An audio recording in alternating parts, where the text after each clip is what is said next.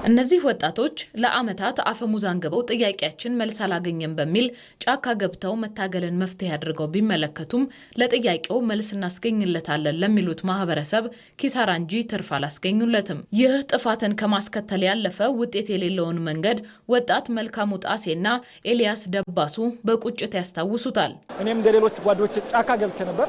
ነገር ግን ዳርቁመን የሚሆን ነገር የለም። ዳርቁመን እንግዲህ እኔ እንደማቀው እኔ በነበርኩበት ብዙ ወንድሞቼ ገብር ያለው እነዛ ወንድሞቼ እነዛ ጓዶቼ ቢኖሩ ለሀገር ግንባታ ጥሩ አስተዋጽኦ ይኖራቸው ነበርና ከሰላም ውጭ አማራጭ የለም። ምክክር ዛሬ ጥያቄዎች በአፈሙዝ ሳይሆን በጠረጴዛ ዙሪያ ለመፍታት ሁሉን ያሰባሰበ ትልቅ መድረክ ሆኗል። ምክክር ኮሚሽኑም ሁሉም ዜጋ ስለ ሀገሩ ይመለከተዋል፣ ጥያቄውን ማንሳትና መወያየት ይገባል በሚል ባቀረበው ጥሪም ምክክርን በመምረጥ በርካቶች ትጥቃቸውን ጥለው ተሳታፊ ሆነዋል። ጦርነት በጥቅሉ ዳሜጅ ነው፣ ሀገርን ያፈርሳል፣ ወደ መበታተን ያደርሳል ጦርነት ማለት ነው። ስለዚህ ከጦርነት ወጥቶ ቁጭ ብለን ችግራችን ቁጭ ብለን እንፍታ። በጥቅሉ ይሄ መመካከር፣ መነጋገር፣ ችግርን ቁጭ ብሎ መፍታት ይሄ ዘመኑ ያፈራው ዘመኑ የደረሰበት ስቴጅ ነው።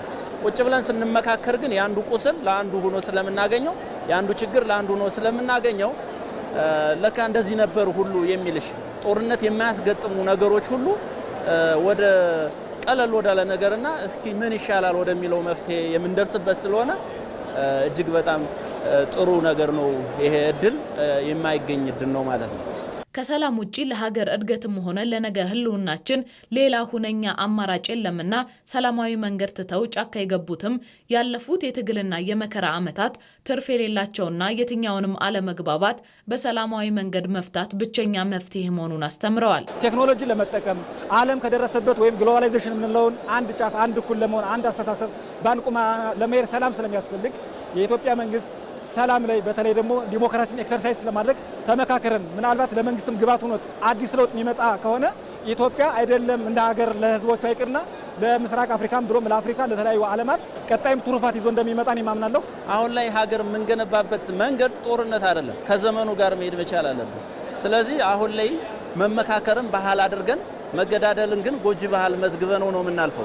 ከሀገራዊ ምክክሩ ሂደቶች የሚገኘው ውጤት አስተማማኝ ሰላማዊ ተጠበቀች ሀገር ለመፍጠር የሚያስችል ትልቅ እርምጃም ነው። ከዚህ ምክክር በኋላ ያሉ ጥላቻዎችና የሐሰት ትርክቶች እዚሁ ጥለናቸው ነው የምንሄደው። አንዱ አንዱን የሚጨቁንበት መንገድ የለም። እዚህ በኋላ እኩል የሆነች ኢትዮጵያ ሁሉንም የኢትዮጵያ ማህበረሰብ እኩል እንደ ዜጋ የምትቆጥር ሀገር ትፈጠራለች ብዬ ነው ማምነው። ምክክር ኮሚሽን የምጠብቀው ይሄንን ነው። በጋራ መግባባት ላይ የተመሰረተችና የጸናች ሀገር ለመገንባት ምክክር ያለውን የማቀራረብ ኃይል በሂደቱ እያሳየ ይገኛል።